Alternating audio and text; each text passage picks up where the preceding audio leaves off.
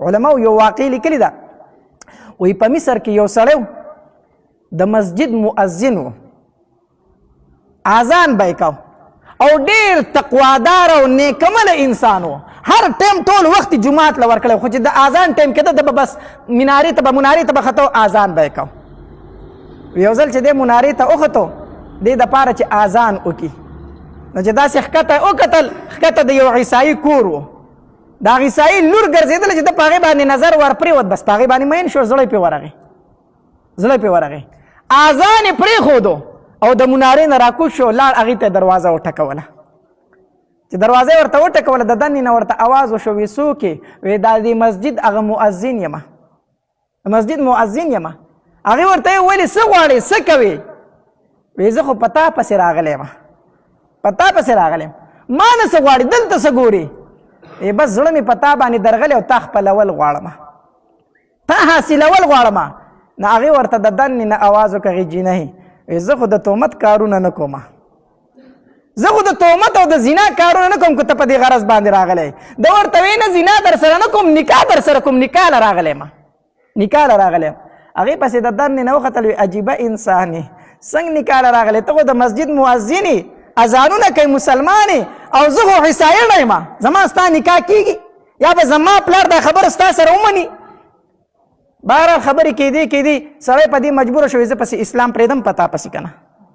اسلام در پسې پرېږدم که نه زه اسلام پرېږدم خو تا خپلول غواړم هغې ورته وي ټیک دی چې اسلام پرېږدي زما پلار راشي هغه سره به زه خبره وکړم پلار یې راغی پلار سره خبرې اترې وکړې پلار یې ورته وي ته مسلمان یې موږ عیسایان یو زما د لور او ستا نکاح نه کېږي زه تا له لور نشم درکولی ده ورته وي زه عیسایت قبلومه بس عیسایت یې قبول کو مرتد شو د اسلام نه ووت الله دې دغې ورځ نه موږ ساتي یا د مسجد مؤذن و او یا عیسائی شو د اسلام نه ووتو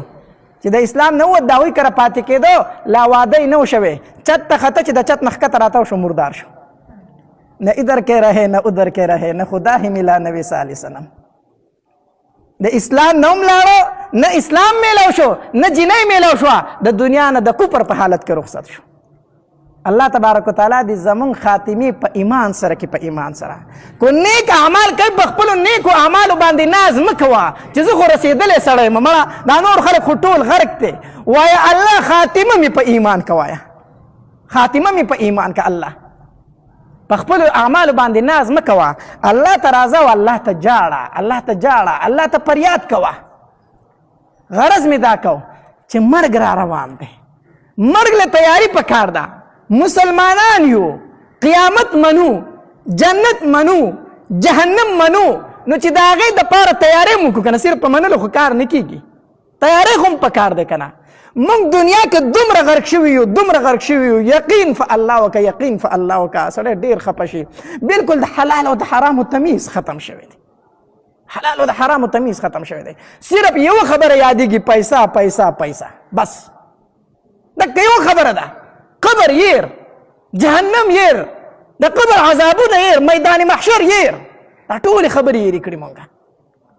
دومره پیسې وګټه یقینا ګټلې جایز دي حلال یې وګټه حرام یې مه ګټه مونځ پسې مه پرېږده ذکر و اذکار پسې مه پرېږده مونږ په کومه لار باندې روان یو الله تبارک وتعالی دې زمونږ ایمان سلامت کړي او الله دې زمونږ خاتمه په ایمان باندې کړي رونو سنا صدیقه طرف ته توجه پکار ده الله دې زمونږ دې طرف ته توجه پیدا کړي واخر